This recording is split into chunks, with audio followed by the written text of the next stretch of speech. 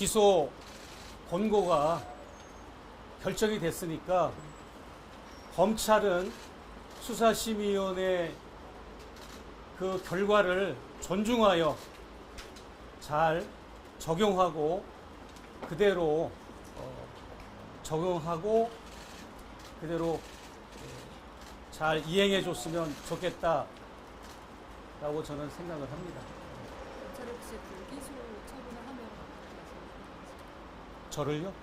예, 불기소 처분 하지 않겠죠. 왜냐하면 지금 국민 여러분들이 김건희 씨에 대한 어떤 분노가 굉장히 많이 들끓어 오르고 있지 않습니까?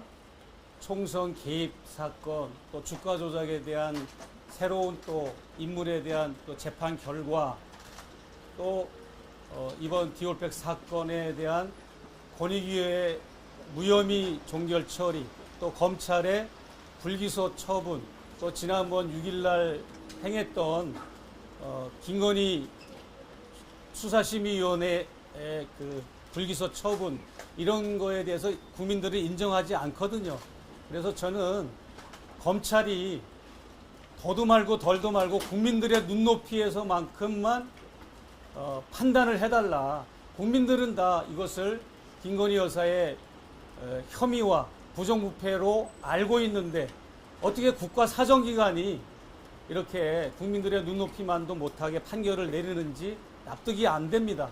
그래서 제가 우리 변호인과 함께 이것은 언더커버 취재 차원에서 행해진 일들이지만 분명히 이것은 직무 관련성이 있고 청탁이 있다라고 저희가 입증을 했고, 관련된 영상 자료 또 녹취물 자료까지 저희가 제출해서 그 수사심의위원들에게 충분하게 납득을 시켜드렸고, 그 결과 이런 좋은 결과가 나오지 않았나 생각을 합니다.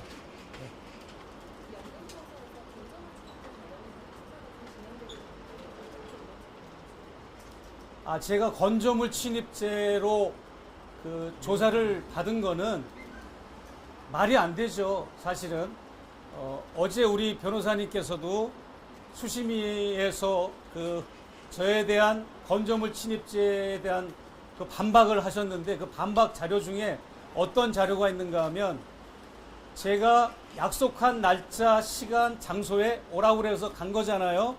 그리고 다화를 대접받고 재미나게 덕담을 나누고 저의 어떤 조언과 이런 여러 가지 대화를 나누고 사무실을 나설 때는 선물까지 받았습니다. 선물을 2가지 선물을 받았는데 그 선물을 받는 장면도 저희가 편집을 해서 제출을 했습니다. 그게 어떻게 검정을 침입하는 것이 성립이 될 수가 있겠습니까? 말이 안 되는 거죠. 그 스킨 관련된 이제 검찰이 수사하고 있잖아요. 거기에 대한 네, 스토킹도 마찬가지고요. 예, 오늘은 제가 이제 스토킹이니 뭐 그런 거는 가치조차도 없어요. 예, 논할 가치도 없어서 어제 수심위원들도 만장일치로 불기소 처분을 내렸거든요. 그래서 그건 얘기할 가치도 없고,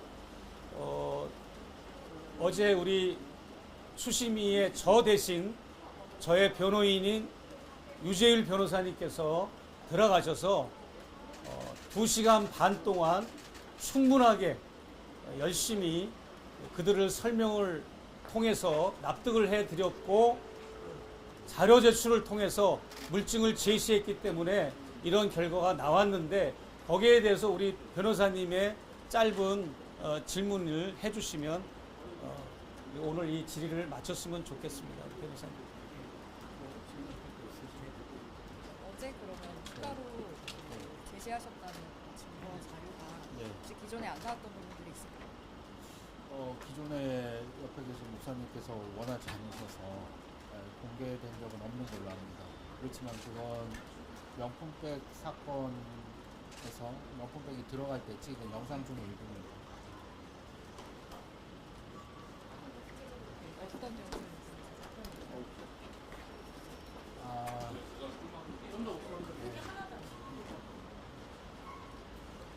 아직 목사님이랑 논의가 안 된 부분이라서 제가 그게 어떤 내용을 담고 있다라고 말씀드리기가 어려운 상황이에요.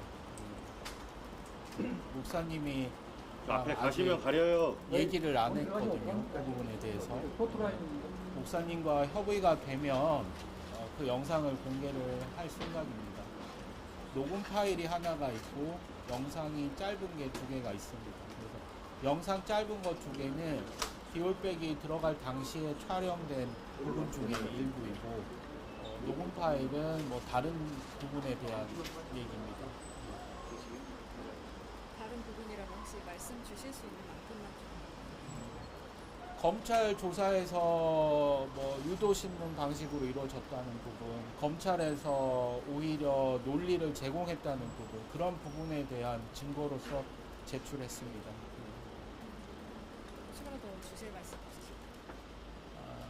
뭐 변호인 입장에서 뭐 의뢰인분이 워낙 말씀을 잘 하셔서 제가 추가로 드릴 말씀은 없고 수심이 결론이 있은 이상 검찰에서는 수심이 결론을 좀 존중하기를 바랍니다. 네, 이상입니다.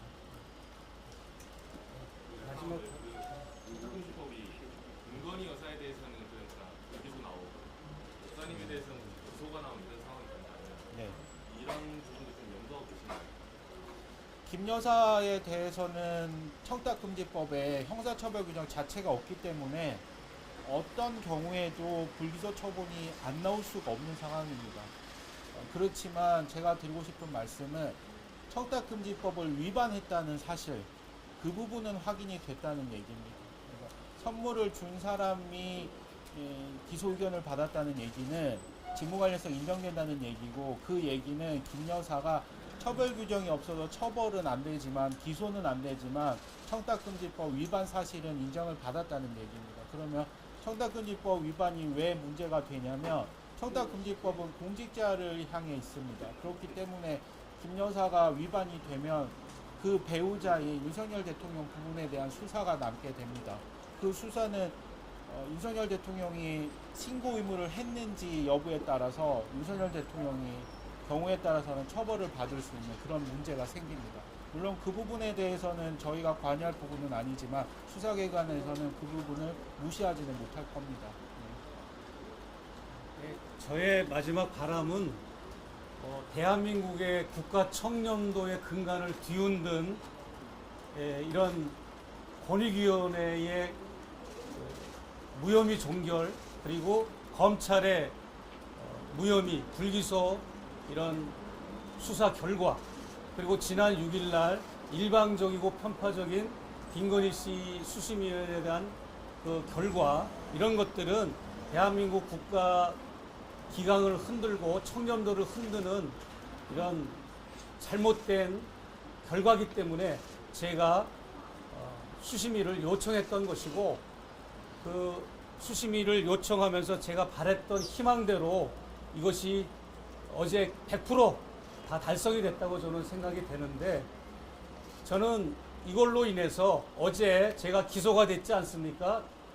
그렇기 때문에 윤석열 대통령도 직무 관련성이 인정된 거거든요. 어제 기소가 된 거는 청탁금지법이 완성되려면 이제 직무 관련성이 인정됐기 때문에 어제 청탁금지법 위반 사항이 기소가 된 거니까 윤 대통령께서는 배우자가 뇌물 선물을 받은 거를 인지한 이후에 사정기관에 신고하지 않은 거에 대한 처벌을 받으셔야 되고, 거기에 대해서 수사를 받으셔야 되고, 그 외에도 부가적인 수사가 또 혐의들이 있으니까 받으셔야 되고, 또 김건희 여사도 마찬가지로 여러 가지 보완 수사나 재수사가 필요하다라고 저는 그렇게 판단하고 있습니다. 그래서 대한민국의 국가 기관과 국가 청렴도를 다시 회복하는 그런 쾌거를 이룩할 수 있는 하나의 좋은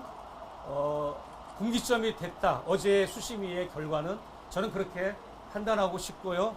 이 정도로 가늠하고 제 소회를 마치도록 하겠습니다. 감사합니다.